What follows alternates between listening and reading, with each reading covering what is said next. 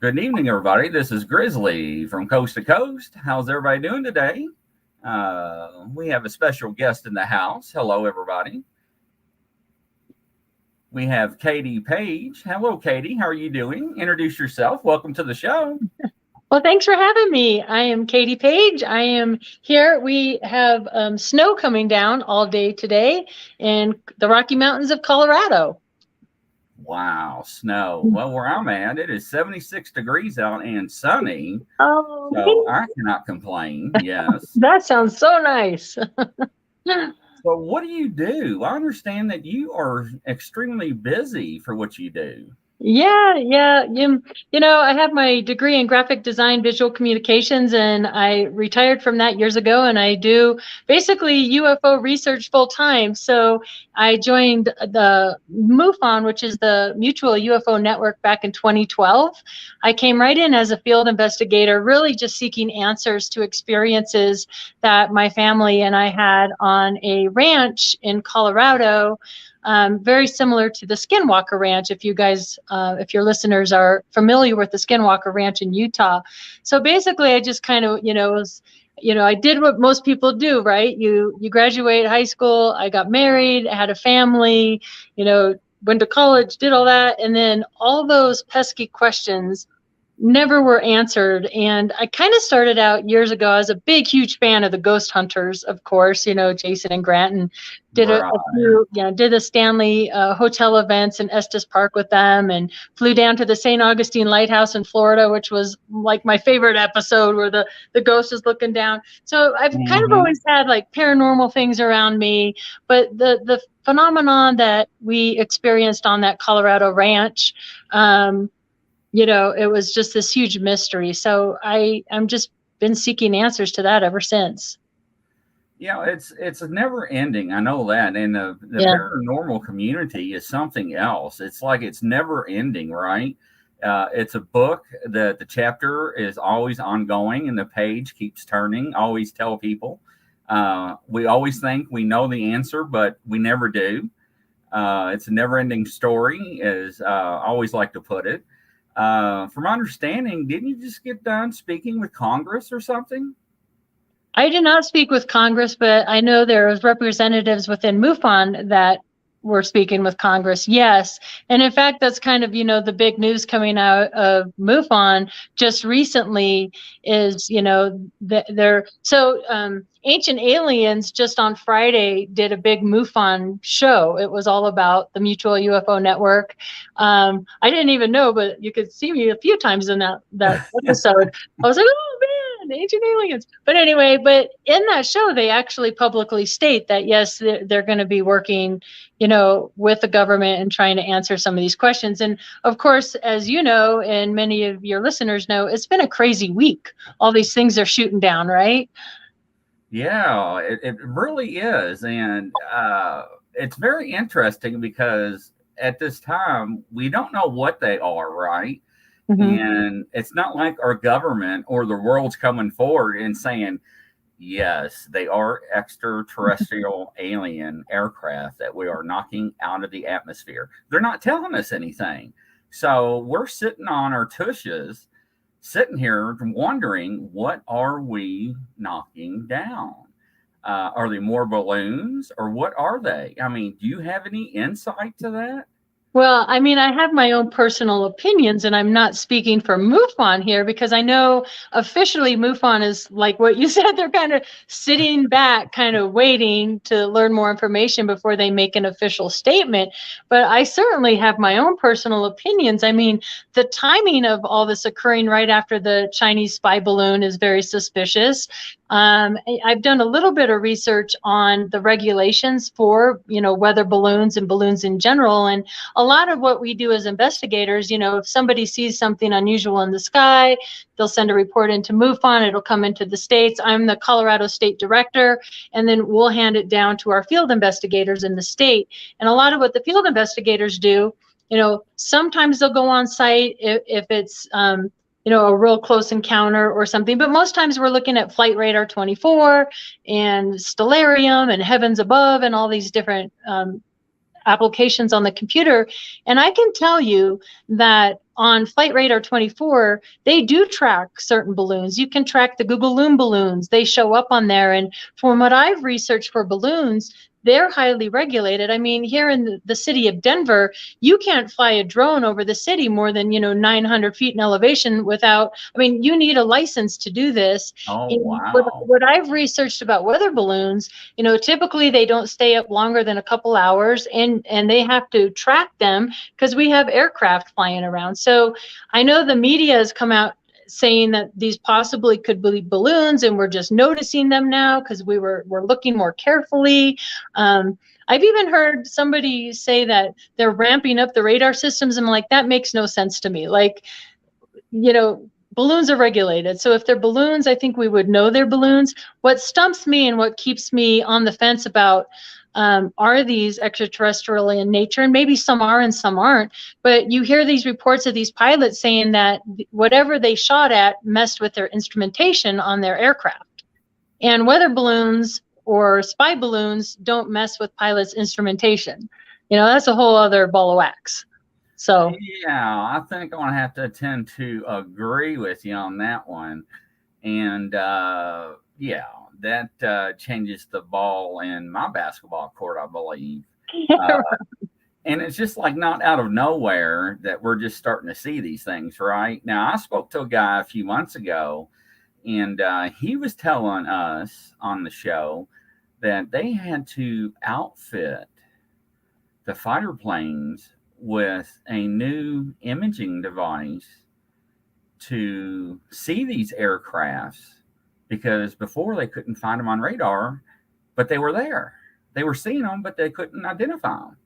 Right, which is interesting because that kind of lines up to some of the reports we hear out of Skinwalker Ranch, where you have military grade binoculars that are seeing these basically portals open up and a creature coming out, maybe possibly a Sasquatch creature or interdimensional beings or crypto creatures. And if you're just looking with your eyes, you can't see these things. So are they just now figuring this out in the skies? I mean, that's kind of crazy, right? Well, right. What's really strange is, and I always bring this up anytime we talk about UFOs or UAPs, I always go back to the movie Independence Day with Will Smith. And the reason why I bring this up is a lot of people still don't realize this. That movie was scrubbed, I think, 13 times by the government, approximately 13 times, before it was released to the market for us to watch. Interesting. Now, why in the world would the government be so involved in that movie to be scrubbed before it was released to us to watch it? Yeah, that's a really good question. And I know they were involved back in 1977 when Close Encounters of the Third Kind came out. And we had J. Allen Hynek on that film as well. I mean, they've always had their hands in things, which brings up another great point. Like, I know we're all kind of glued to the media and looking for, the truth to come out about what they're shooting down. But what makes us think that they're going to tell us the truth now? They've been hiding the truth since 1947, as far as I could tell. So I'm not one to sit there and believe everything that's being told to us publicly. I think there's just much more to this story. I think it's, probably more complex. Just like with, researching the ranch here in Colorado, I was always seeking a simple explanation. Like, was this UFOs? Was this military? What was this? And we can get into a lot of what happened out on that ranch here in a moment. But I think the true answer is that it's a combination of these things. And perhaps some of them are balloons. Maybe one of them wasn't. I mean, I don't know. I know that, if I was an extraterrestrial being, I would be really watching what's been going on with us in the last few years. I mean, things have sort of been a little nuts here. So maybe we are being monitored. I don't know. So I'm just like all of us, I'm out there just trying to gather what I can, but you get so many mixed reports on what the truth is, and maybe perhaps we'll never know. Well, and you actually make a good point. Now, I do agree with you. I do believe in the ancient civilization theory. I do watch it all the time. I'm a firm believer in that. I mean, there's no way in heaven that we come from the Stone Age and look at us today. iPhones, Apple, laptops, the technology we have from 120 years ago. Really? Come on. The first calculator took up a whole floor of the government building. Really? I mean, the first computer I bought was like $2,800. It was like 133 gigahertz, right? Right. And I had to finance it back in the 90s, right? And I thought I was the top dog, and I had a flatbed scanner with it, and it was a dial-up. Remember that? Yeah, I know. Do, do, do. Yeah, right. And that's when we had AOL and Yahoo and everything like that. And Right. I'm only 48, so now I'm dating myself, ladies and gentlemen. But you look at the technological, well, I can't even speak, advances that we made, and then they tell us that the military is probably 50 years or plus ahead of us. Yeah. And you're like, yeah. wow. I had a very interesting encounter with a gentleman. I was in Canyon City, Colorado, to give a presentation on the ranch, and I tend to be early everywhere I go, and I was, gosh, at least an hour and a half early for this particular one. And I went into the building next to mine, and it was the local newspaper. And there was a gentleman there who was an extreme high up in General Electric. And he's like, so what are you here to do? And I'm like, well, you're not going to believe it, but I'm going to. And he's like, oh, you're kidding. We ended up talking for an hour. And this gentleman who worked back engineered, I mean, he basically told me, like just what you said, we're at least 40, 50 years ahead. He was telling me about this closet in General Electric, because they contract a lot of this work out because you can't FOIA General Electric for this information, right? If they're back engineering metamaterials or whatever. And he said there was a closet where you weren't allowed to take paper, pencil, pens. I mean, anything you got out of there was in here, basically. And he says to me, he says, you know what they really wanted off of Nancy Pelosi's laptop? And I'm like, no, what? And they said, well, China's been trying to acquire parts of General Electric that has that information for a very long time, and that was all part of it. And I need to get back there and interview the gentleman, because he's retired. Wow. He has kind of nothing left to lose.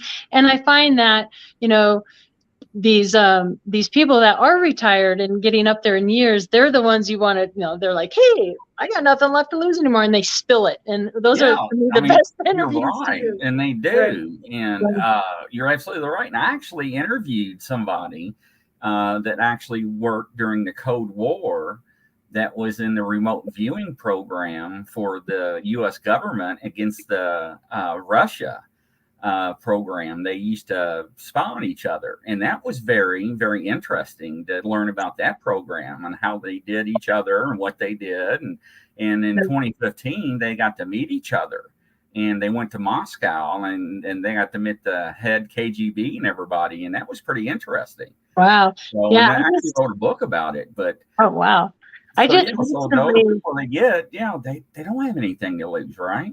Right. Yeah, I just recently learned quite a bit about remote viewing and the protocols they go through and how they do that. I mean, these are not psychics or clairvoyants. I mean, these people are really well trained in what they do. And it was really interesting to learn about remote viewing and how that's done and how that's been used in the past. And to my knowledge, it's still being used today, within certain sections of the government. Yeah, well, see, and I always say there's so much that, well, basically the bottom line, I'll be honest with you, I don't think we can handle the truth. Everybody's like, well, they're showing us video footage of leaked footage of UFOs and UAPs. And I'm like, well, okay, well, if you want to believe that, but what about all the other videos that people have been taking for years, right? Yeah. Now, don't get me wrong. Now, I know little Johnny's out there with his little computer program making fake videos and stuff. Okay, ladies and gentlemen, we're going to have that. We're going to have the fakers, the haters, the wannabes out there doing the hoaxes and everything. I know that. Yeah. But you know what? There are the real deals out there, like the Phoenix Lights, remember? Oh, yeah. I mean, how can you fake that? Yeah, for sure. And I mean, that's something, I really love to go to archives and research. And, I kind of, when I first started out on this journey, I came in more as a skeptic when it came to, especially when it came to like alien abductions. I've always believed that there's obvious life out there in the universe. Now, whether that life could make it to Earth was a whole other question for me. So I came at it with a lean on like, for this ranch in particular in Colorado, my sister and I were threatened and warned never to talk about what happened out there when I was a kid. So I'm like 9 to 12 years old during the height of all this. And this was back when Linda Moulton Howe, she was an investigative journalist here in Colorado and was really involved in all of these mutilations that were occurring at the time. And these weren't just cows, these were horse and sheep and there's my phone. Sorry, I should have horse and sheep and even dog. And she actually did a movie called A Strange Harvest out here. And she speaks with Under Sheriff Bill Wall and George Yarnell out at Elbert County and all this stuff. But what's really fascinating is my sister and we didn't know anybody knew anything about this property. We never knew it was investigated. We never knew it was reported.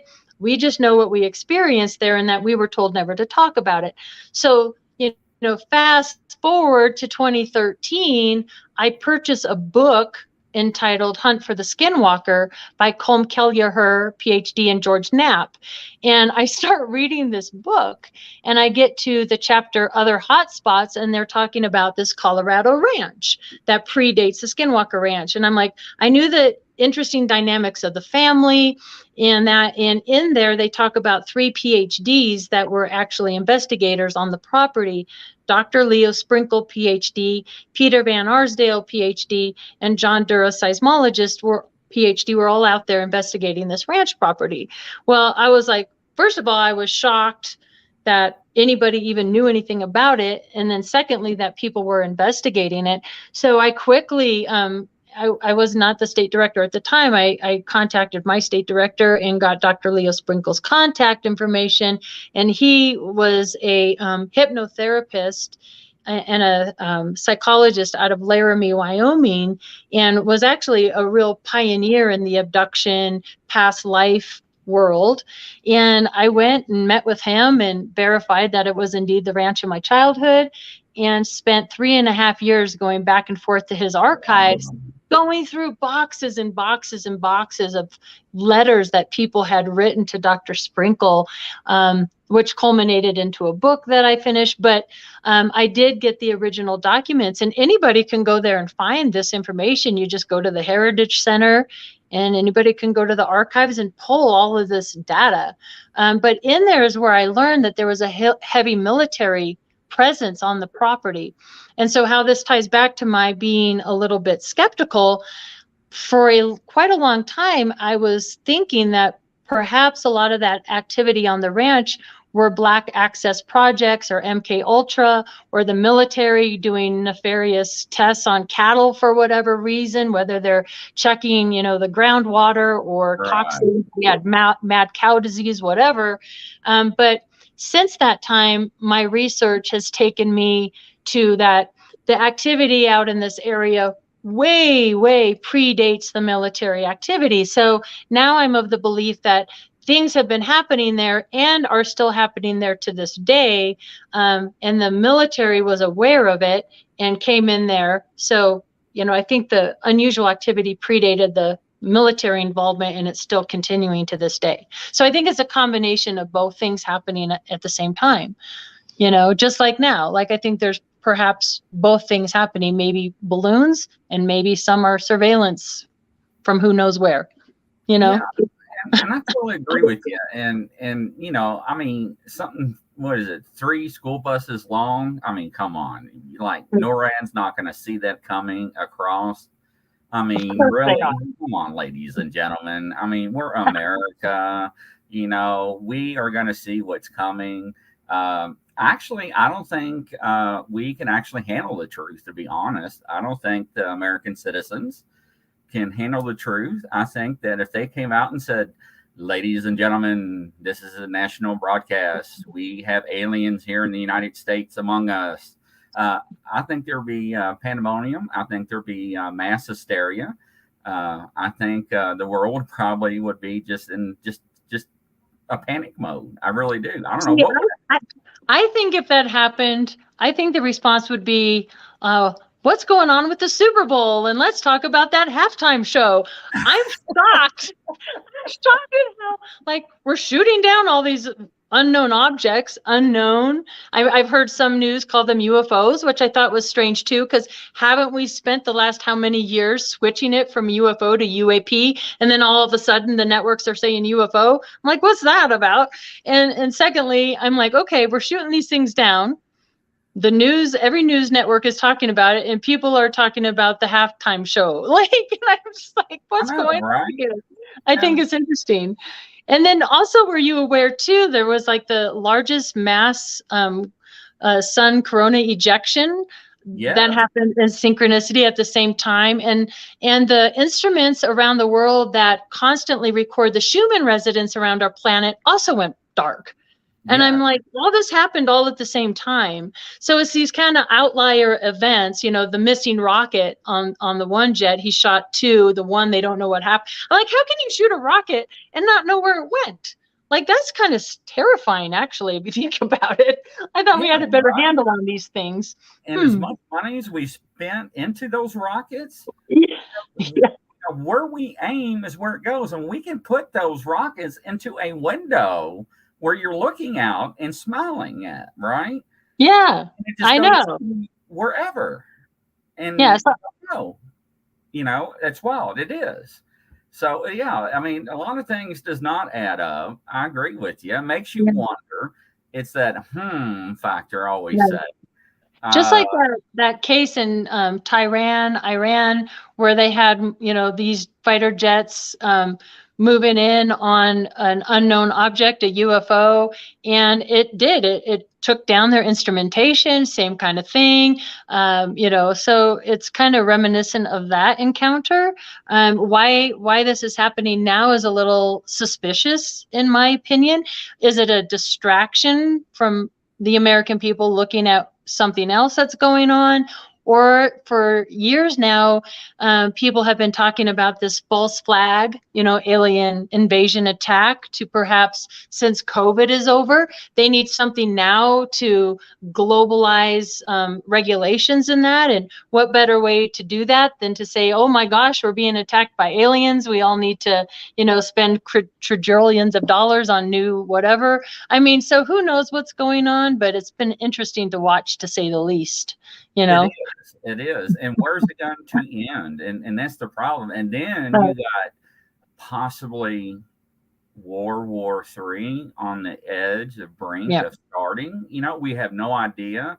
And then you got other countries that are sitting there, you know, hoping to hit a button maybe to just start launching rockets at us, nuclear warheads for no reason, just to participate, to join in on the game. And then, you know, we heard in the past that UFOs or UAPs that can manipulate our missile silos. Now, are they coming around because we're being active? And they're like, hello, you're not going to destroy each other. We're going to stop you all. Is that what's going on? I mean, I don't know.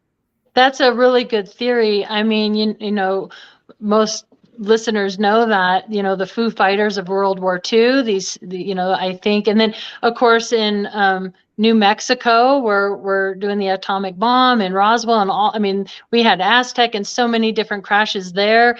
You know, around missile silos, we had the Francis B. Warren in Cheyenne, Wyoming, mass sighting there, right over our missiles there, and our nukes. So I do think there's a correlation. I mean, the research in the historical data shows there's a correlation between our weapons of mass destruction and UFOs.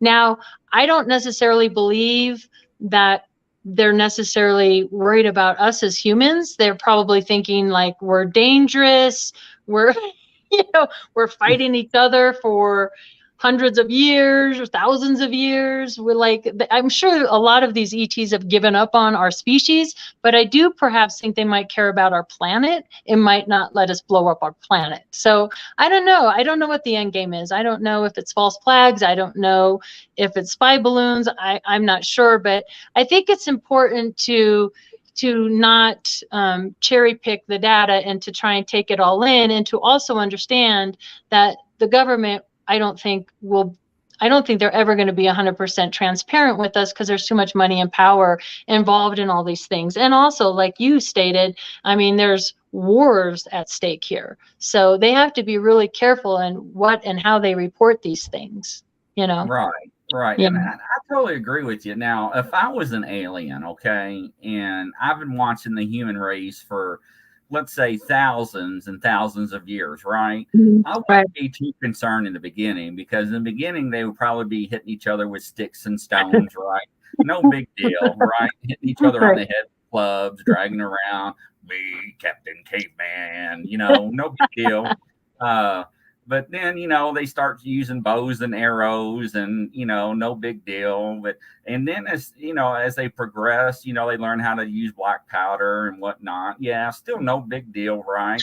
But then, they get kind of curious. Next thing you know, they make nuclear bombs, and then like, hello, we see something on the edge of the galaxy from way, way far away that grabs our attention. We're going to come check you out and see what in the world have you developed that we had no idea that you were capable of doing. Yeah. And I think that probably woke something or somebody up somewhere. And yes, I think they are concerned about our world. I don't think about us really, because, what happened to all the other civilizations in the world? Right. And of course, then there's always the theory that we are them. We are the ET, and perhaps they messed with our genetic codes. And if so, did certain races, let's say, I know people like to throw out the reptilians, and let's say the Nordics and the Greys and all these things. And if different species messed with our DNA, did different fashions come in, and are they at war with each other? Like, hey, it's all your fault that they're so violent, and blah, blah, blah. Like, is that going on? And in fact, in the Colorado ranch, in the report I got, so when John Schuessler, who is one of the founding fathers of MUFON, the Mutual UFO Network, learned of my connection to the Colorado ranch, he bestowed upon me the original briefing document of everything that occurred out there. And there was so much activity that occurred out there, one of which I never witnessed ET beings out there, but a handful of other witnesses did. And there was rumored to be two types of ETs on that ranch property. One was very unusual looking, something I had never seen before. So when I found the original drawings in Dr. Sprinkle's archives, I kind of put them in my back pocket, and I didn't show them anywhere, because I had never seen anything like in magazines and books, in popular films or whatever. And I kind of kept it to myself to see if I could find anything else out there that would match. And the other type of beings were like Nordics. And according to the report, these two beings were in conflict with one another, and, just like, don't mind us, we won't mind you kind of deal, right? And then also on the ranch property, we had these very unusual boxes that were seen out there. And they were lit. They would make this strange bee sound, almost like an electrical kind of noise. And if you got close to the box, it would change tones into like an angry bee sound, and these boxes would disappear. These disappearing boxes were also seen by Bill Law, the sheriff, and he witnessed one of these boxes on a hill. He knew there was no road there, nothing. It was by a tree. He did not want to approach this box, so he goes into the town, gets a posse sheriff to go back with him. When they got back, they saw the tree. He said the tree and the box, it disappeared almost as if it went into the ground, sort of like a portal type of thing.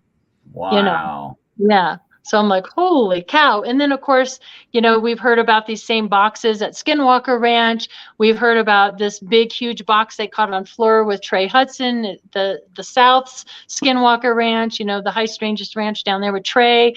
And so there's something to that. I'm not sure what it is, but it's very unusual. Not to mention the Sasquatch sightings out there as well on the property. No, you're right. You're absolutely right. Now, somebody put up here, and I was going to bring this up. It says in 1959, the USA was putting nukes in the balloons. They went up to blow up in the air and attacked the electric grid first, then the water. I think also Japan, if I'm not mistaken, was doing that as well. I could be wrong. Don't quote me on that. And somebody else said that there was an old video that was filming a rocket up, was got up in the air and a UFO was spotted, and it's sending laser out and beep down the middle, and the film got really lost, and it was funny. So, yeah. I mean, what a great way. I mean, that is a great way to take out our grid systems, right? I mean, if you can sneak in via balloons or whatever, I mean, they can take down, I mean, that's kind of a scary thought. I hope everybody out there has 3 months of food and water. And, you know, I mean, and yeah, you're right. I'll never forget that broadcast. You're absolutely right. Because back then it was EMPs, you know, remember those electronic magnetic pulse bombs and EMP bombs? Yeah. So somebody out there in our listener says we actually have 3 months worth of reserve. Yeah. So you should. Every person should. I mean, not just, you know, ET attacks or power grid attacks, but I mean, weather. I mean, I'm snowed in here now. I'm glad I have a few cans of soup, you know, kind of thing. Yeah, right. So it's just a smart idea to have it, you know, just your basics, you know. I thought about years ago, you know, maybe full on like prepper kind of thing, but then you have to I'm like, do I really want to survive something that bad? If I got to fight you know, I'm like, I don't know. But yeah, 3 months is always a good rule of thumb, you know, if you were stuck in your house for 3 months. It really is. Not only that, but, you know, let's take it not of it as a ET encounter, but let's look at it as a natural disaster. Let's say your power, a winter storm has come and knocked out your electricity, and you're down without power. You're not going to be able to go to McDonald's and eat, right? Wendy's or Burger King or wherever you're going to go to get your fast food. And if you don't have food at home, what are you going to do? Now you're going to have to worry about your neighbors coming over and pilfering through your house and trying to get your food and stuff. So, being a prepper, there's nothing wrong with that. No, I do believe in having water and dry goods. Yes, I do. Yeah. There's nothing wrong with that at all. No, even my mom back, you know, I don't want to date myself, but I can remember under our stairway, they had these big old cans, you know, of, 15-year-old food and powdered milk and all that. Of course, we never needed it, but we had it if we needed it. Ended up in a dumpster when we moved out. But anyway, some of the other things, you know, reported that I found at Dr. Leo Sprinkles. So there was a report that his name was Warren, and then it was redacted out. So his last name was redacted, and it said Warren Blank from Camp Carson, which is a military base here in Colorado Springs, was on the ranch property, was behind the ranch house, felt something take over his mind, made him walk towards the woods, would release him, and then he would run back to the ranch house, and this did this to him 5 times. Question number 1, why is there a soldier from Camp Carson on the ranch property? That's the first question. Number 2, what is this taking over the mind? Was that the ET connected, these strange ETs that were reported seen there that I feel might be connected to these strange boxes? So these ETs, they had a really heavy brow. They had not big, huge wraparound eyes like you see a lot of aliens have, but probably double our size eyes, so larger eyes. They had wrinkles on the forehead, wrinkles around the mouth. They had these strange tubes that came out. They had these almost spider-like arms, spider-like legs, and this weird kind of almost like a protection thing over their torso. Helmet. So very strange looking. And what's really fascinating about this is at the time that I was researching all this, I was the guest speaker coordinator for Colorado MUFON chapter. And I had invited a gentleman to come speak for us that had written a book called Flashbacks. And his in the book, his property was reported to be in Castle Rock, Colorado. But after getting to know him, he changed the location, and it turned out it was another little town, and his house and the ranch property were 14 miles away. Okay, this was around the same decade, and I'm sitting there watching his presentation in the third row, and up comes these drawings of these ETs that he had witnessed and his children on his property, and you can't get any closer. Like same eyes, same wrinkles, same things. And then he had the tubes in the neck, but he said those tubes came out. So one drawing had the tubes in the neck, the other one had the tubes out, like the one that matched the drawings from the ranch. Yeah. And I was like, oh my God, like, how does that, I mean, that to me was validation, like, oh my gosh. And that kept happening over and over again for me. That's been the best part for me as an investigator researching this phenomenon, is like my sister and I had memories of tossing the Frisbee in front of the ranch house and looking down. It was like a spring day in Colorado where you have that wet, heavy snow. We looked down and there's dry dirt under us where no vegetation grew. And we're like, that is so weird. Like, why is there this perfect circle and everything's dry and there's wet snow on the outside of it and everything else is wet? Turns out that was in some of the reports that I found at Dr. Sprinkle's, and they had measured, there were 2 actually circles. I only witnessed one, but the one that my sister and I witnessed was 75 feet in diameter. Whoa. And in the report, they said there were drops of blood in the snow outside the snowless circle. And I was like, we're not crazy. There it is on the report. You know, like having those memories validated for us was like, and it keeps happening, that things that we remember, other people are witnessing, or it's been written about in the report. And for me, that is so great, because when you're that young, when you're 9 to 12 years old, and it's kind of a quote that I have, like, it's always been there, just out of reach, just beyond me, where you start to question if these things really happened at all, because they're so out of the norm. Right. You start questioning your own memories, and to actually see these things in the reports was just mind-blowing for me, you know, and my sister too. Well, you know, being at that age, especially back then, a lot of people would look at you and be like, okay, I believe you.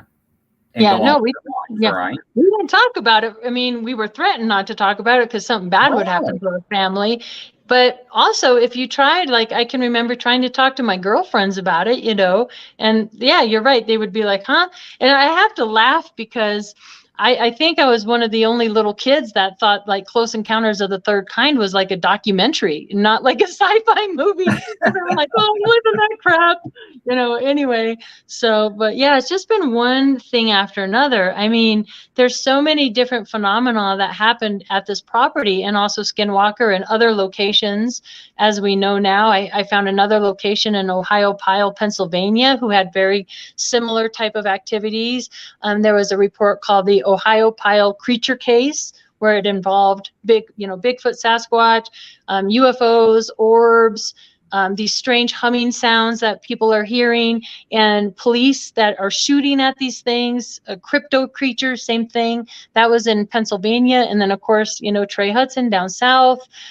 We have, there's the Blind Frog Ranch and the Bradshaw Ranch, and there's Marley Woods in Missouri. So these locations, you know, it's not just one place. There's several different locations in the United States and perhaps around the world.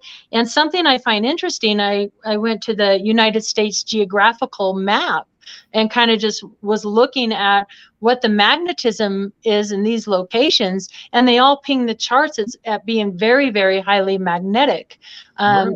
It's like the lightest shade of pink. So the lowest is like a dark blue color, and then you go up the chart with the different spectrum of colors, and the highest magnetism is a very, very light shade of pink, and they're all in that highly, highly magnetic area. And then, interestingly enough, also, if you haven't seen it yet, I recommend watching David Paulides' Missing 411 new movie, The UFO Connection.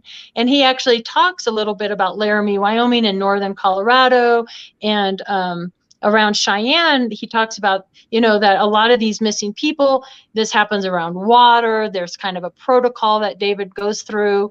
And he talks about these aquifers being underground and how that possibly could be connected to that. So just recently, in doing some research on the ranch property, I was asking if there were aquifers under the ranch property there in Elbert County, and yes, there are. So, and that makes me question too, with Bigfoot, Sasquatch, are there gateways or doorways down under the aquifers? Down there, I mean, could they be either interdimensional? I know that's controversial, but there's been, reports of these flashes of light and then they're gone. I mean, it answers so many questions if they have the ability to pop in and out like that, You're right. And, I actually was watching David last night, and I'm a big fan of his. Mm-hmm, me too. And he actually had a group of scientists, I think, out in Colorado, I do believe, or Oklahoma, one of those. And they were measuring time in a space at a location at a distance. And ladies and gentlemen, what I'm trying to explain is they were measuring if time at a distance was actually different. That means as you traveled from point A to point B, was the time different, whether it was a second or a half a second or a millisecond. Now, that doesn't seem like much, but if you stop and think of it, if you're traveling at the speed of light and at a fraction of a second or a half of a second or whatever it was, that the feet per second was actually different, then yes, a portal can actually be open. And that could cause where people could be disappearing. So make a long story short, where the location where they were at, the scientists did the measurement, they had the laser, they had the mirrors, they did the measurements, and the scientists were like, we have an anomaly here. There's a time difference between this location and 20 feet over there. There's actual time difference. Right. And Dave was like, wow, I can't believe this. Yeah, I mean, that goes into quantum physics, quantum mechanics, and actually I'm a big fan of Brian Greene, and there was a really cool series that he did. I don't know if it's on Netflix or what. I'm sure it's on something out there. You can find it, Amazon Prime, something. But he did a whole series on that, and he talks about that. And they did experiments just like what David is doing. And you're right. Time does change. Time is secular. Like we see time as a linear thing in our bodies and our physical bodies. But if you look at time as just, you can go and place something on it, whether it's past, present, or future, it all exists all at the same time, and perhaps maybe there's ways to travel back and forth in some sort of way that we don't know how to do yet, but I think we eventually will figure out how to do that. And maybe with some of these, there's been like Project Looking Glass and all the different, I mean, perhaps they've even experimented with this in the past and it became convoluted and scary and they couldn't control it. So they shut these projects down. But that goes into another interesting thing when you were mentioning how you don't feel that humanity is ready to hear the news of extraterrestrial beings. And I was joking, yeah, we're all busy watching the Super Bowl. But I also think that part of the cover up isn't just aliens and ETs.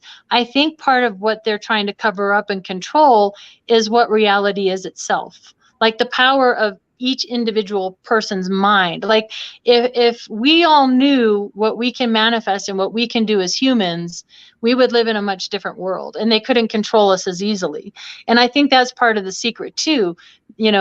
Each individual human, doesn't matter who you are, we have abilities that have been just diminished and kept down from us realizing that we have them. I think that's part of the secret and cover up as well.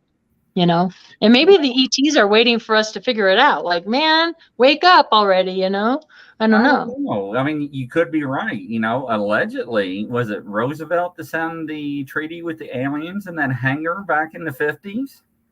that the granddaughter came Eisenhower. Yeah, Eisenhower. Yeah. So, who knows what actually transpired back then. Right. But that's the thing about the government, is that nobody is transparent. And when we do get the information, it's all black, it's all marked out, I have proof of that right here. Hold on. right. Information Freedom Act. Okay, ladies and gentlemen, here she's going to prove it to you right here. She's got it. So one of the things in the report from the Colorado Ranch was that in Dr. Leo Sprinkle's file said that 2 A7D interceptors crashed in pursuit of a UFO. And I'm like, okay, if 2 interceptors crashed, there would be reports of this. So put on my investigator researcher cap, found the original article about the crash, blah, blah, blah, blah, blah, and got the date and the time. And I sent a FOIA request into Kirtland Air Force Base. And they sent me, well, interestingly enough, before they sent this report, I'm sitting in Colorado with my youngest son, who had just gotten his driver's license, and we're getting an emissions test on his car.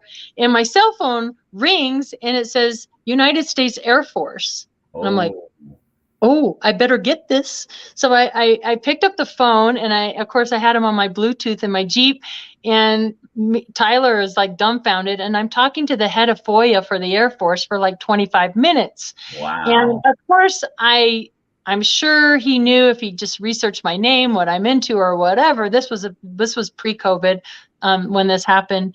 And basically in a nutshell, he said, look, if you're going to send any more FOIA requests for anything regarding that area, I want you to call me directly. Wow. And I was like, wow.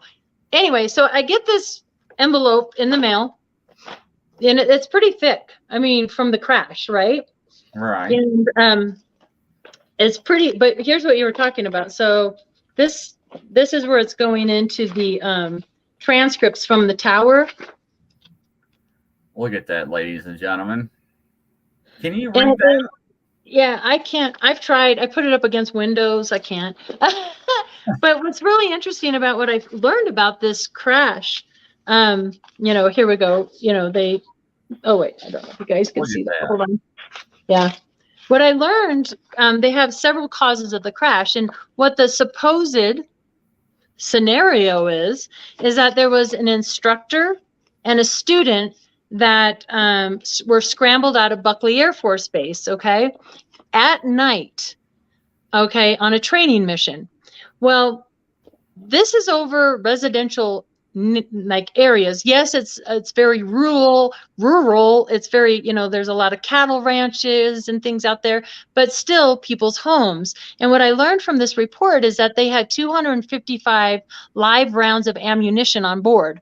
With a student pilot, why would you have live ammunition on board flying over people's homes? It doesn't make any sense. So what one of the causes of the crash was that the instructor misidentified another aircraft as the students and hit the tail of the students' aircraft.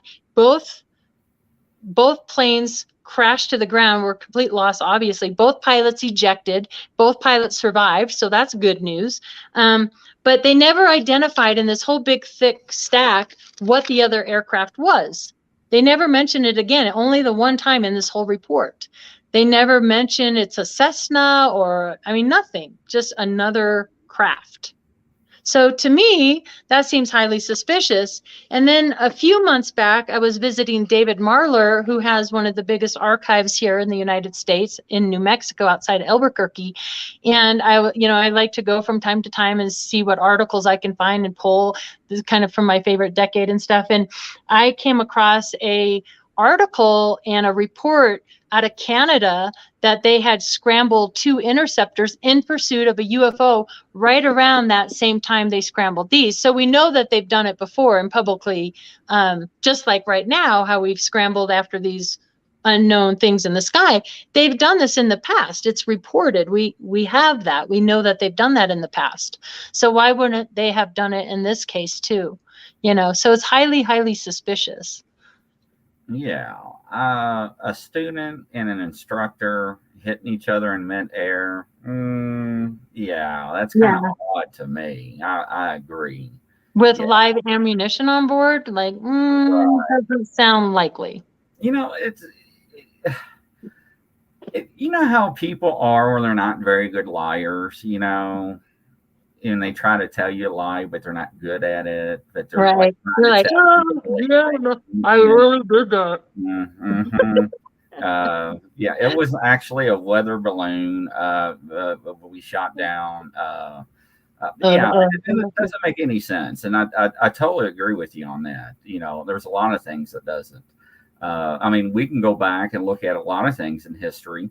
I know it was something for pilots. It was a no-go for pilots for a long time, not to even mention the word UFO. Oh yeah, you'd lose your job like Yes, crazy. immediately. Pull his Yes, pilot's license, yeah, took him out of the military. And that's what's nice about this new bill that just came across. It's kind of removing the stigma, and it's allowing, hopefully allowing whistleblowers or people to report these things without being ridiculed or without fear of losing their jobs, you know, and even passings they've been involved with. Now, however, I do believe that there's still going to be that.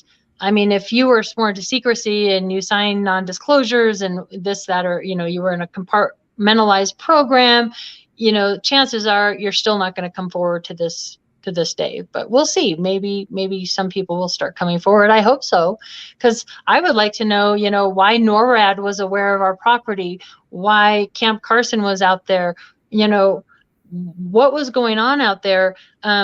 I know a lot of people, you know, I spoke with Richard Doty. Richard Doty was a disinformation officer back in the day, you know, intentionally kind of diverting information so we would believe that what is ours are UFOs or whatever, or, you know, look over here, or why we're doing this kind of thing. But I talked to Richard in Laughlin and asked him if he was aware of the property in Elbert County. And to my surprise, he said that he was. And he also said, not only should you FOIA Kirkland Air Force Base, but you should also FOIA the Air Force's agricultural office. wow. And I haven't done that yet, but I'm wondering why would I do that? But I'm wondering if it's not tied to the mutilations that were occurring out there. We had more mutilations in Elbert County, Colorado than any other state or county at that time. And these were occurring across the whole Midwest. I mean, these same kind of activities were occurring in, you know, Montana and Wyoming and Colorado, into Texas, Kansas, Oklahoma, Nebraska. I think a few in Utah and perhaps even a couple in Arizona. But Elbert County was hit the hardest. I mean, this was a time people were actively looking for the perpetrators. People were suspecting religious cults. There was a $10,000 reward from the Cattlemen's Association. That was a lot of money back then. Right. People had loaded shotguns by their door. Like, you didn't just go up to somebody's house at night, you know, without warning them, because people were actively trying to find out who or what was mutilating these cattle and horse and sheep and whatever. And they were scared they were going to go to humans next. I also found, you know, that the Colorado Bureau of Investigations was aware, NORAD was aware, and in fact, in Dr. Sprinkle's archives, it said that Colonel something out of NORAD said bluntly to the sheriffs of Elbert County to basically shut up and forget about it, that they have a directive to handle UFOs and Bigfoot. Now, what's interesting about the Bigfoot out in this area is this is in, you know, eastern Colorado, so it's not in the Rocky Mountains. Like Bailey, Colorado is where Jim Mars has his Sasquatch museum. It's, you know, very wooded. You could see a family of Sasquatch living there. This is like mostly open area where you have cattle grazing, and then you have these patches of ponderosa pines. So you would not have a family of Bigfoot Sasquatch living in these. I never know whether they're called Bigfoot or Sasquatch. I was told to call them Sasquatch out of respect.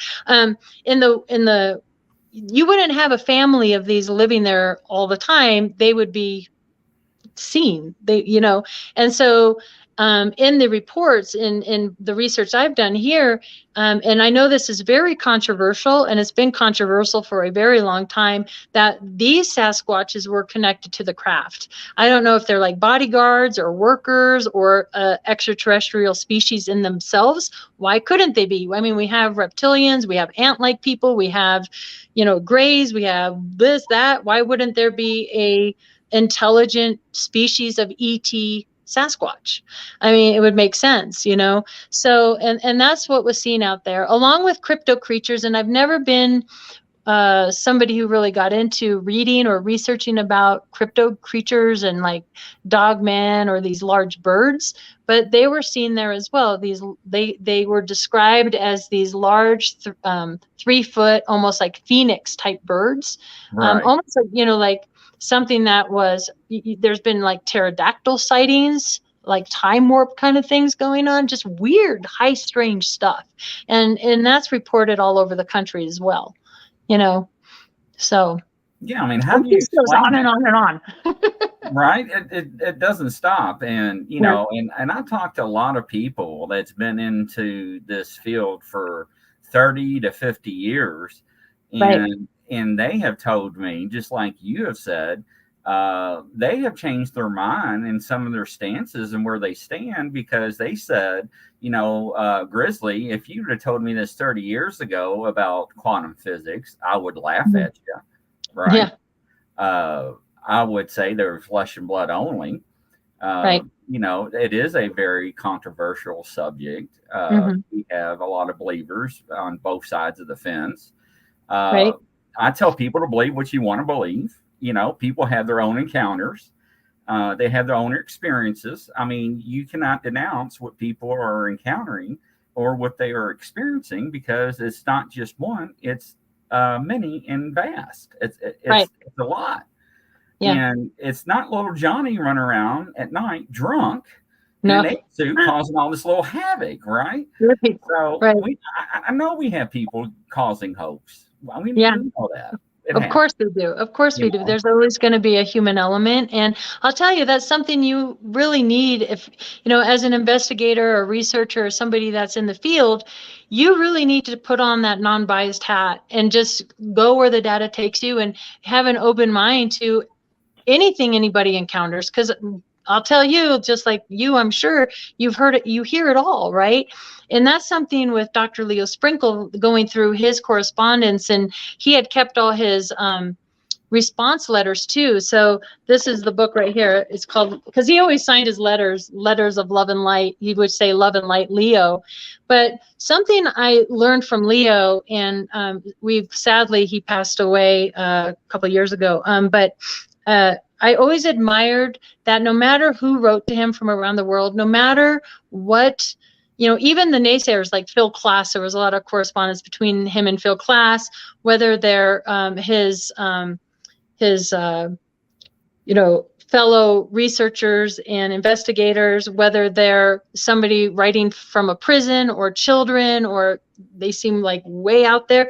He always took the time to be respectful and to respond to them. And he always just took the time to listen, no matter what you experienced. And I'm like, that's something that I would love to bring forward, and I try to do as well. And I mean, it doesn't hurt just to have an ear and to hear what people have to say, and somehow, somewhere, it will fit into the big picture. I always say we all have little pieces of this complex puzzle, and we're just all trying to figure out the same thing. And I'm really happy that these different areas of research are all kind of coming together finally, because they used to be really compartmentalized, where like a UFO person would never be asked to be on a Bigfoot show or a paranormal show, or there were all these like different groups. They were segregated. And now they're starting to communicate and talk and work together, and that's been a long time coming. I think it's so important, because I do think, just like Jacques Vallée, that these phenomenon are connected. So. And that's one thing I've been trying to do, is I've been trying to strengthen the community. I'm trying to bridge that gap. Okay. Right. Now, everybody always asks me, Grizzly, is that photograph or video real? And the first thing I do is A, I wasn't there. Right. B, I didn't take the video. Okay. So don't ask me. And I am never going to respond either positive or negative because A, I am not going to crucify or comment on somebody else's encounter Right. because if that is their encounter and they say it happened and it did happen to them and somebody sees that and they get ridiculed and somebody else is going to come forward and like, I'm not coming now. No, Katie and Grizzly got made fun of. They got slaughtered on Facebook. They got made fun of. No, I'm not telling my story. I'm keeping quiet. Nope, I'm not. And that's what happens. Right. And a lot of these experiencers too, that's why MUFON has the ERT team for a lot of these experiencers, because you can actually get PTSD from these encounters. I mean, some of these are very traumatizing, and you're right. If you're not listened to and taken seriously, you'll just shut down and go into depression and maybe, start throwing them back, whatever. So, I mean, it's a very delicate thing. And, everybody has unique experiences, which kind of leads into a whole other. I mean, I try to go down these different theories, but there's been some really good work by very serious PhDs about people who have near-death experiences and trauma in their past, and when they call it this disassociation. So when you learn to disassociate, or people who astro travel or even remote view, when you learn to leave your body and you connect into something else, that basically you're creating like a corridor or a connection. And once connected in, you always have that. And that sort of answers the question. You can have a group of witnesses where, these three people don't experience it quite the same way this one person did. And why is that? Maybe they're just wired a certain way to see things just outside of, we have a very narrow perspective, right, of our senses. So, and then I also believe once you have an encounter, because they're like, well, why does this person have, 3 or 4 encounters? Well, if you have something that shakes your world, shakes your reality views, guess what? Anytime you go outside, you're going to be looking way more than the person who didn't have an experience before. So the likelihood of them having a second or third or fourth encounter goes way up. Yeah, your awareness is enlightened. Right. And it really is. And I've actually had grown men on my show would tell me that, hey, I never believed in none of this stuff. And one day I was hunting, and next thing you know, I seen this big hairy thing. I messed my britches. I about passed out. I about had a stroke.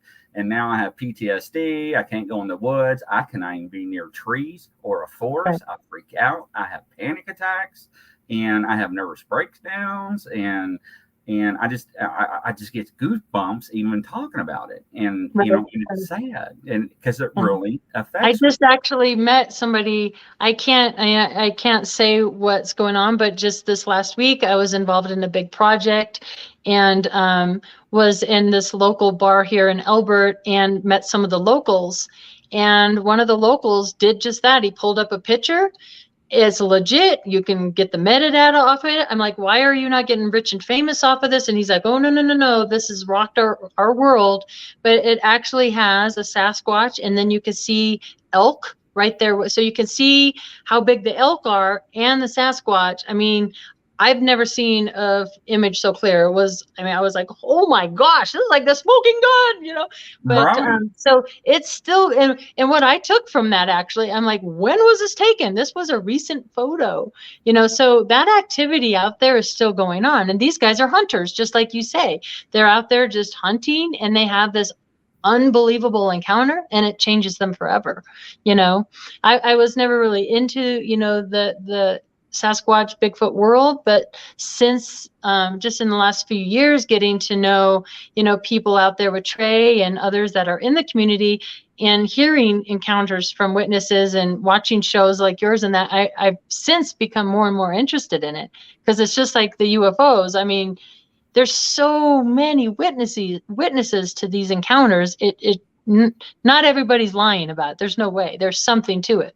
No, Yeah. and you're absolutely right. And I always say, ladies and gentlemen, if you believe in good, you have to believe in evil, right? If you believe in yin, you have to believe in yang, right? So where do you draw the line? Because every time I draw the line, I have to erase that line and move it further because something else So comes true. forward, right? And Right. it's strange because if you stop and think about it, every time you see a picture of a alleged Bigfoot or an alleged UFO or alleged alien or a dog man, it's always blurry. Okay. Everybody's like, oh, here comes another blob squad or another blurry picture, ladies and gentlemen. And I'm like, hold on, ladies and gentlemen, let's stop and think about this for a second. You're out in the middle of the woods. You're walking along, just whistling and humming, minding your own business. And lo and behold, you get hit in the back of the head with an acorn or a rock. You stop and you turn around, you see this 8-foot, 900-pound creature. You are so scared, you're going to try to pull out your cell phone, remain calm, stand totally still, and try to take a picture. Get out Now, your tripod, set it up. yeah, I mean, right? I can't tell you how many times, even with other people, that you're witnessing something unusual and you're so busy in the moment trying to figure out what you're looking at, you totally forget to pull out your phone.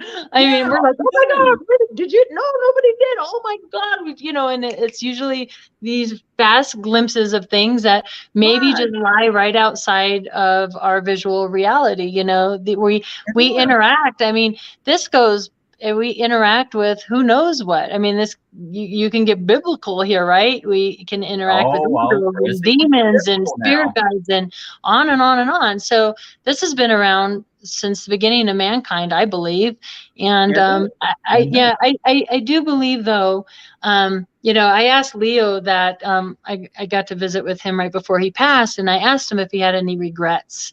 And I said, you're not going to make it to see the answers. You've spent your lifetime, over 40 plus years, researching and dedicating. And he took so much ridicule because he was one of the pioneers. Talk about,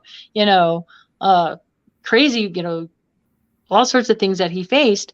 And he said to me, he goes, he said, it's the journey along the way. It's the people you meet along the way. And he has no regrets at all.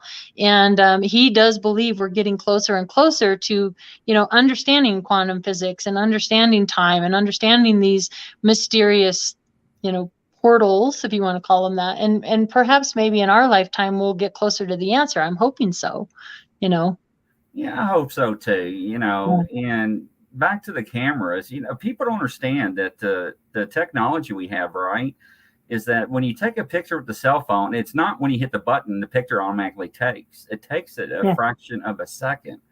Well, that fraction of a second, you're actually turning and running at the same time. So that's why it's blurry, ladies and gentlemen. Right, right. And we also know, and Trey can confirm this, Mr. Hudson, will actually advise and inform you that we found out that somehow these creatures, however you want to define them, can interfere with trail cameras and electronics.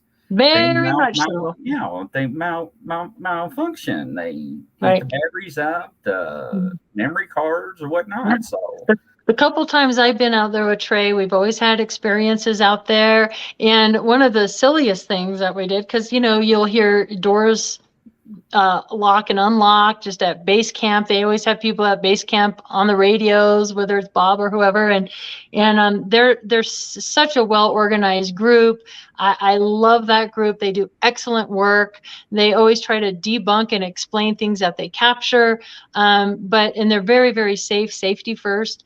But there's always these electromagnetic things, with equipment, with phones, with right. that. I experienced that just last week out here in Elbert County with my phone as well. So yeah, they do have the ability to do that. But I was out there one time with Jessica Jones. Do you know Jessica? Yes. The crypt. Yeah. And so I'm flying back and my flight wasn't for like 4 hours or something. So everybody had packed up and left the campsite. And I'm like, well, I don't want to sit at the airport for 3 hours. Let's just hang here for a little bit longer. And we were doing like card readings and just doing girl time like that. And we look around and, we're kind of alone there in the forest. And we go to get in her car to take me to the airport. Electronics in it were freaking out. You know, she has one of those newer cars. No Everything was way. just crazy.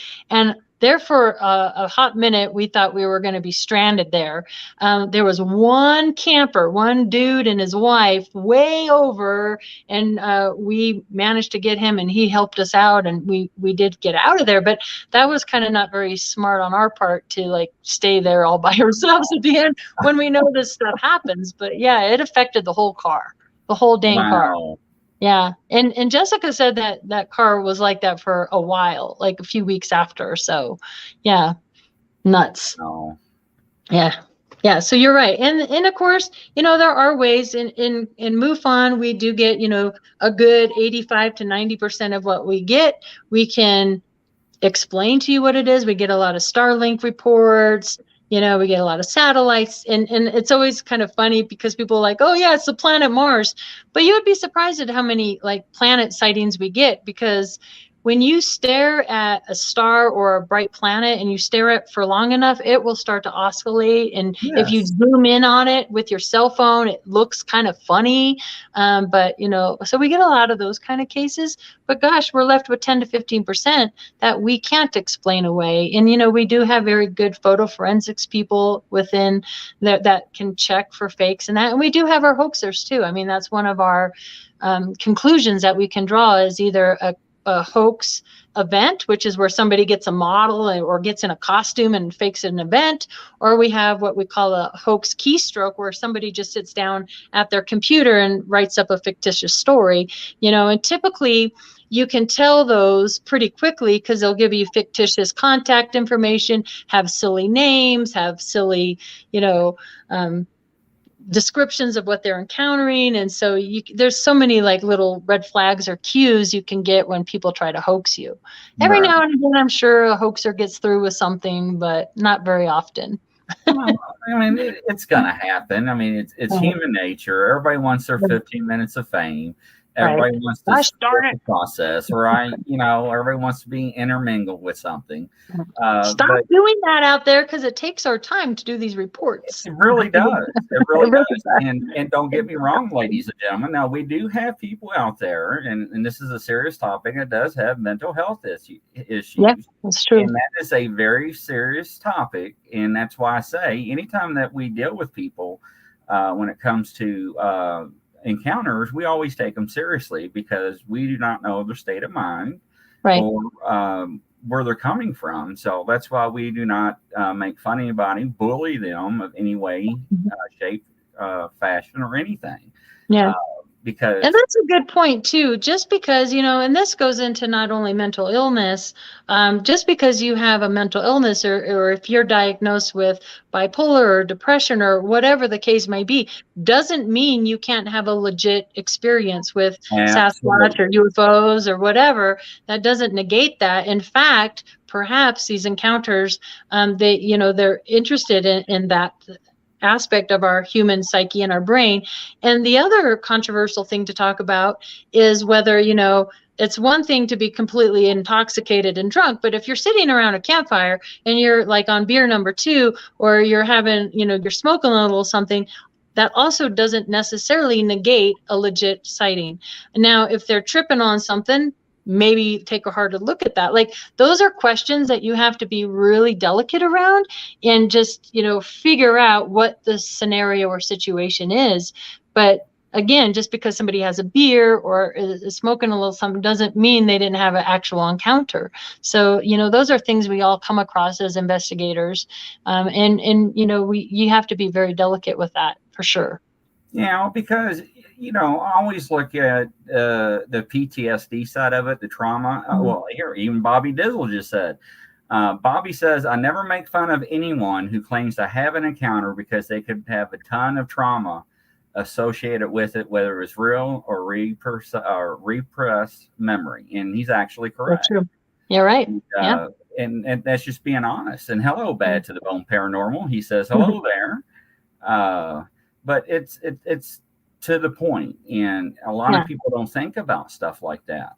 And, you know, people do have feelings, and when people see that, And people that do actually have the encounters, like we said earlier, they will not come forward and say, hey, I had the same thing happen like you did. Right. And Well, let me tell you there's still things I don't talk about in even these weird boxes. I didn't talk about this for years.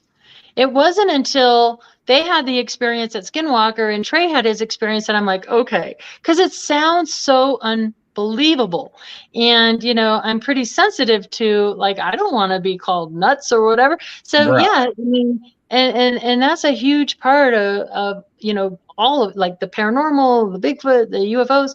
Like, you really have to be sensitive to people's encounters. And I'll tell you, just, like we mentioned just a little while ago, some of these things may be ET, some of them might not be, some of them, I've heard people that encounter these, I've encountered the shadow figure, so that's a whole other thing, or the hitchhiker phenomenon that we get on these high strangest locations, which I've experienced as well. You have people reporting these cloaked beings, almost like a what's like the guy coming to get your soul. What is he called? You have people, the Grim Reaper type of things. I mean, these are terrifying experiences, and for some people, they come to terms with their scary encounters, and they turn into positive, almost spiritual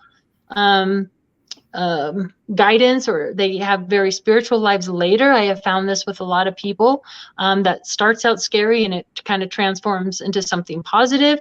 But you do have those that have just terrifying PTSD that stays with them, and they're working to get through this. And these people just need somewhere to go, somebody to talk to. You're right. And see, that was the biggest problem I had when I was taking psychology, because I was always told my professor, I'm like, wait a minute.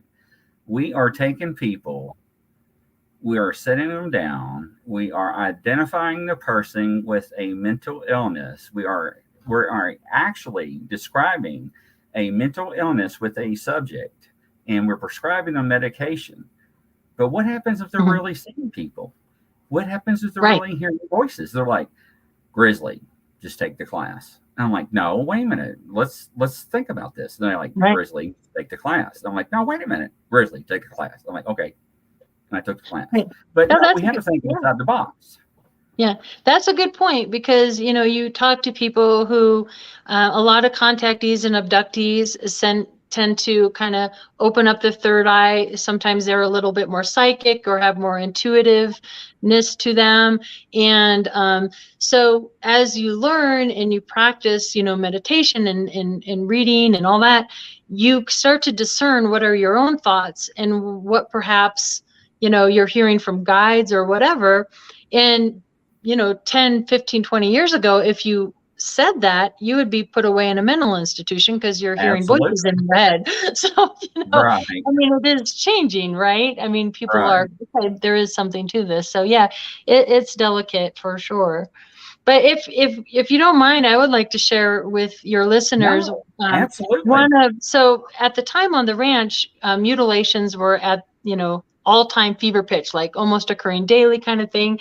And so through my research, I came across a witness who was born and raised out in this area, and her family actually pioneered the area. If you go to the local little museum there in Elbert County, you see all her heritage and all that. And she had moved to Wyoming, so I drove out to Wyoming to interview her. And right out of high school, she married, and they bought a ranch, several hundred acres out in Rama, Colorado, which is very near where the ranch is. And her husband was out on horseback checking the cows for calves. Okay. And he came across a dead calf, and the calf had 4 cuts in a perfect square with the top of the fur removed. Okay. But the skin was still there. So he gets on the horse, he goes back to get my witness. They go back in their pickup truck. This was before cell phones and all this kind of stuff. When they got back, that calf had been completely mutilated, cauterized, organs removed, blood drain, no helicopters, no footprints, only the horse tracks. She said it felt like they were being watched from a distance. They said it was really eerie, like her husband came across a mutilation in progress. And the coolest part about this was, we're friends on Facebook, and she's like, Katie, you're not going to believe this, but I found the photographs, the Polaroid photographs of that calf. So I got to see the photographs. And then she had photographs of a calf who was killed by a coyote. And when a coyote eats at a calf, it'll just jump up on its hind and start ripping the thing alive. I know that's kind of graphic, but she had photographs comparing the two. And when I heard her story, I was like, that was not the military. And there's been other reports like cattle found up high in trees, things like weirder under big logs and things like this. Like, that the military cannot do. Perhaps some of them were carried out by military. I don't know, but certainly not all of them. So that's a whole other area. Within this field, there's so many different areas you can focus on. Another phenomenon going out there at the time were these black unmarked helicopters. And there's newspaper articles. I flew to Florida to interview Bill Waugh's widow and his son. And she pulls out this big binder and says, here, I've saved all these years. And it's tons of newspaper articles about Elbert County from back in the day. And she allowed me to take it home and copy it all. Some of those articles you can see on my website, katiepage.net. I have a research tab. They're in there. You can read some of those articles. But I pulled a lot of names out of that. But this phenomenon was just, these unmarked helicopters, there were articles about that. And these things were chasing like young girls. There's articles written about this. And I'm like, what's up with these unmarked helicopters? What were they doing out there? And why are they menacing people? In fact, there was a research study done on that. And there was a book called The Choppers and the Choppers that really looked at this unmarked helicopter phenomenon. And it wasn't just in Colorado. Again, it was in several different states. And they were trying to figure out, like, was this happening in the day, at night, what day of the week? Was it heightened in certain months? Because this went on for several years, that this was going on. Was this a military? What were they up to? And if it wasn't the military, who the heck? Just like out in northern Colorado, just recently, we had these swarms of drones that were mysterious. I mean, they got Colorado Bureau of Investigations, the military, NORAD. Everybody's trying to figure out what these things are. In northern Colorado, it was reported on, the news stations across the country, and it's still a mystery. We still don't have answers to that either, which is so bizarre. That's crazy. Yeah. I don't know. And that's very near Francis Warren. So, where these drones were sighted wasn't too awful far into Colorado from Cheyenne. So you wonder if it's connected, and now these crazy balloons were shooting down, or UFOs, whatever they are. Yeah, right. I saw a picture on Facebook that had a F-15 with thumbtacks underneath the wings for missiles. Did you see the picture of the one that has the Chinese spy balloon and then 3 UFOs? You know how they used to track it. I thought that was brilliant. That cracked me up. There's a lot of good cartoons coming out of this, I'll tell you that. It never ceased to amaze me, right? It's somebody's always got a funny spin to put on something. I love it. Hilarious, right? Yeah, I love it. The truth is out there. When are we going to know? I have no idea, ladies and gentlemen. It seems like every time we open the door, there's another door. Every time we go down a hole, the rabbit hole splits and goes deeper. That's right. The tunnel travels, it goes in different directions. And I mean, it's just more dark curtains everywhere we go. And it begs a question too, like, how much can we manifest? That's something I noticed really early on, being a big fan of ghost hunters. I'd always watch, like, Jason and Grant would always have all this great activity. Now, I don't know if some of it's fake for the show. I'm sure some of it is, some of it's not. But then you would see like Amy or somebody else who's a little more skeptical, they wouldn't have encounters. So then I started wondering, like, can we manifest things happening? You know what I'm saying? Do we create the phenomenon on some level, which would explain why we can open a door and another door and another door. So that's another theory. You know, can we create this phenomenon, and what exactly are we making here? But yeah, it just is never ending. And a lot of people will ask, like, you know, this happened so long ago, why are you still researching it? And the answer is because A, it's personal, and B, we still don't have answers. So I'm not going to stop until, you know, somebody comes clean with me and tells me what they were doing out there. Right. You know? Another part is being.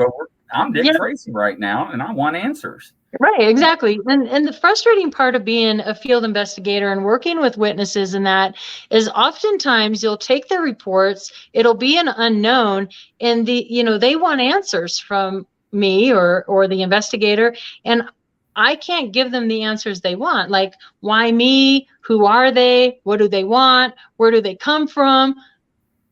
I don't know. The only thing I could tell you is we looked at your case with a fine-tooth comb, and we can tell you what it's not.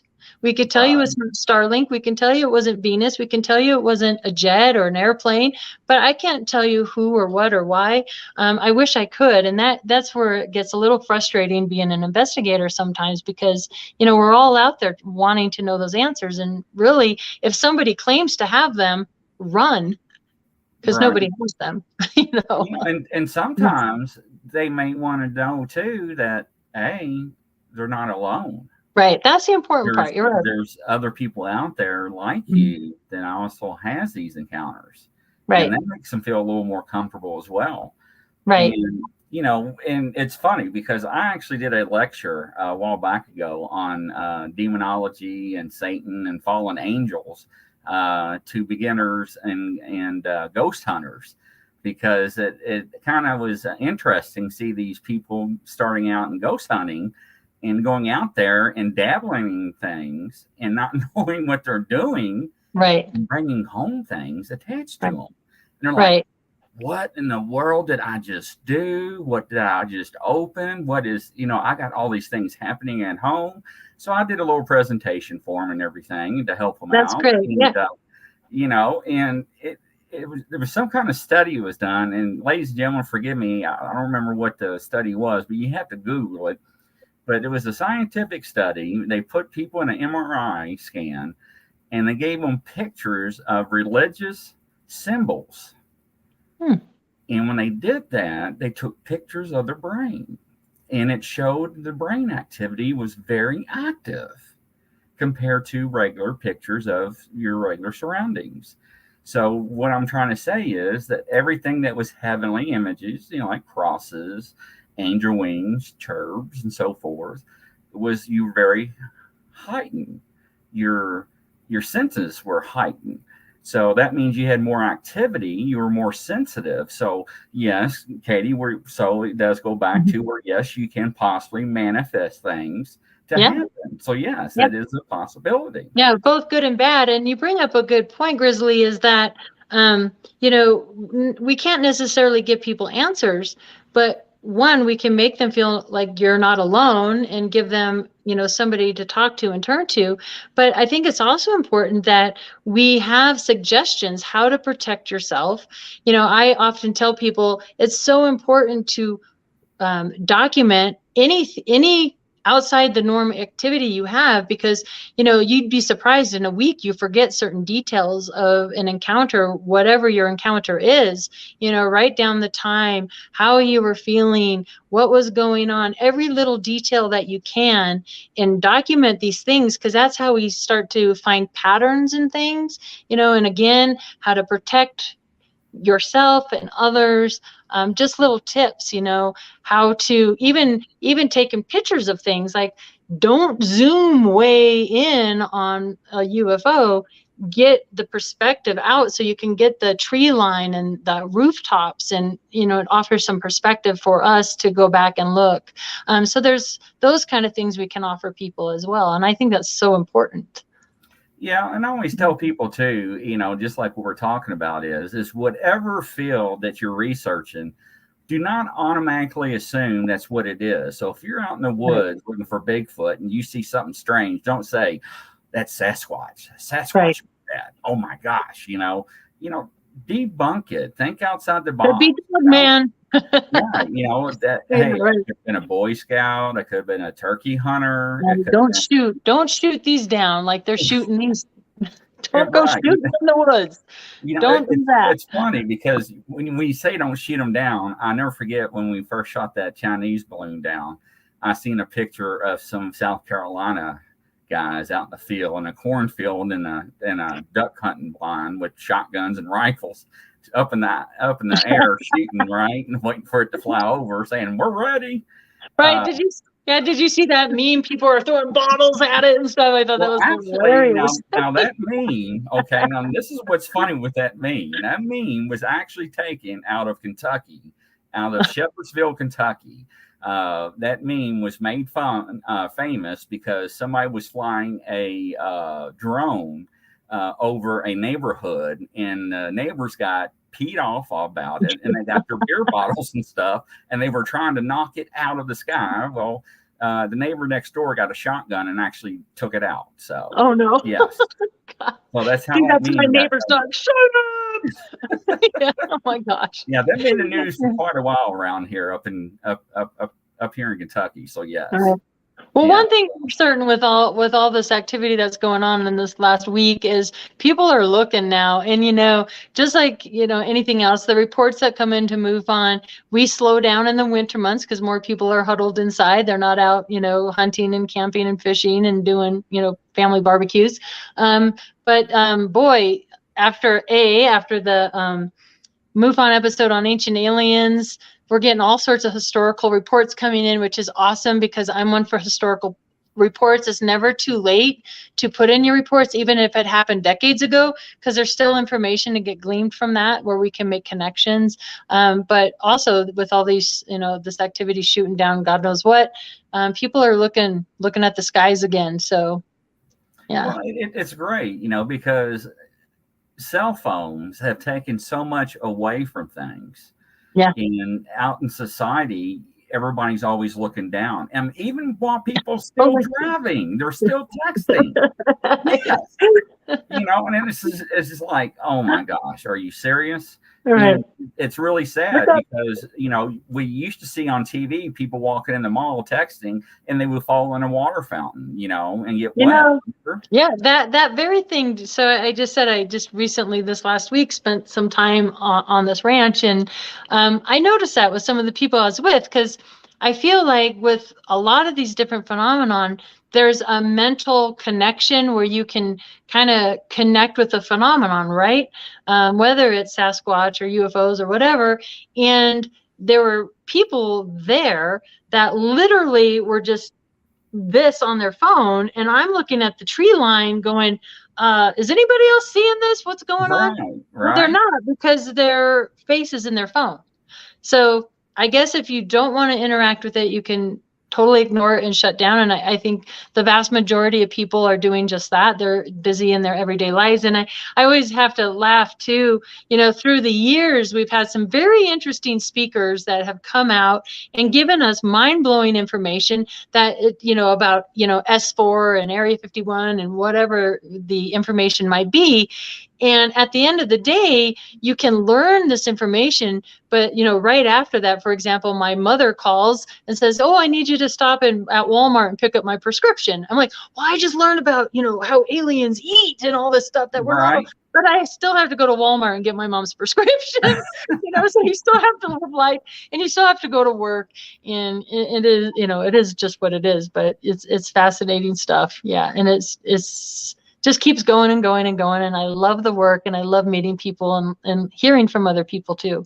So cool. And that's the greatest thing about this field, is it never ends. It really doesn't. Right. And it's the people that we meet along the way, our journey, Yeah. and the word that we get to spread and meet people and grow with the community and share the information with. To me, that's what counts. Right. That's what really matters. Absolutely. And just keep the drama people out. Oh my gosh, yeah. We don't need it. Yeah, isn't that the truth? Yeah. But you know what? how do people get a hold of you if they want to reach out to you by any means? Yeah, you can contact me through my website. It's just Katie, Katie, Paige, PAIGE.net. Yeah, Awesome. you can get the book there as well. Yeah, again, this was a book dedicated to Dr. Leo Sprinkle's work, who is a pioneer in the field. And I took all these letters. It actually came to me in a dream. Oh my God, if I find these letters interesting, other people will as well. I spent 3 years photographing letters and then going home and reading them and pulling out like the juiciest parts that I found were interesting. So there's like ET craft descriptions, on hypnosis, letters from children. One thing people wrote about a lot were like, was this a dream or was this a memory? Because they'll say like, I dream my whole life, but this one particular one seems so real. I feel like something happened to me. So there's a whole chapter on people that wrote about, was this a dream or a memory? There's implants, there's marks, there's all sorts of things. One of the most interesting letters that I found was an early letter out of Snowflake, Arizona from the 30s, which was very similar to Travis Walton's abduction. And he is a credible witness. He was a pastor and was coming through Snowflake, Arizona on a bus and saw a landed craft, the blue, so similar to Travis Walton. So this was like a pre-Travis Walton in the same area. So that was fascinating to come across. And people wrote from all around the world. So there's cool letters from Australia and Brazil and all sorts of places. So it was a really cool project to put together. So yeah, but one thing I realized is certain things that I thought I was discovering that are new, frequency, vibration, different things. They were talking about that like, in the 50s, the 60s, the 70s. So I feel like we're kind of reinventing the wheel all the time because there's so many books we all have to read to catch up on. But now with the internet and these podcasts and all that, I think that's why I feel hopeful we're going to get some answers, because we can communicate and learn so much faster than we ever could before. Before we had to read 200 books and write long letters and put it in the mailbox. Well, now we don't have to do that. Yeah, when I was growing up, we didn't have Google. We had to go to the library and check out the Dewey Decimal System and the index file. Remember that? Yeah. Ladies and gentlemen, that's the way I actually had to do things. We didn't have tablets and computers back then. We can just hop online and do everything. Yeah, and perhaps AI will or these super smart computers will answer it for us one day. That's scary. Right? AI is coming such a real reality. It seems like anymore. It's amazing what's coming true. Right, singularity is coming. Yeah, it is. Yeah, it is. But I really enjoyed you being on the show. I can't wait to have you back on. It's been such an honor and a pleasure. It really has been. I really enjoyed it. There is so much more that we need to discuss. Right. There's so much more we have in common. Especially, I'd love to have you and Trey both on. Oh, that'd be great. Group. Trey just messaged me. Trey just messaged me just before the show. He said, "Hey, I just found out we're both going to be speaking at the Ozark UFO Fest. So Trey will be there, and I'll be there." Like, super, yeah. So I'd love to be on with Trey. He's a good friend, a great guy, and yeah, thank you so much, Grizzly, for having me on. It was my pleasure. Oh, absolutely. I'll definitely have you back. Now, I've got a show with Glenn Jackson, Sport Cat. We do a show every Wednesday night at 9:00. Oh, nice. It's a live show, so he's a part of that group too. But you're more welcome. Come on anytime. There's some other things I'd like to talk to you about on the next show. But ladies and gentlemen, like I said, and how do you get a hold of you once again? KatiePaige.net. KatiePaige.net. .net. All right, ladies and gentlemen, you heard it from Katie. Thanks again, everybody, for joining in tonight. Sorry for being a little bit late. From coast to coast and around the world, Grizzly wants to say thank you and good evening. We'll see you tonight at the next broadcast at 9 p.m. Eastern Time. Take care, everybody. Good night. See you soon.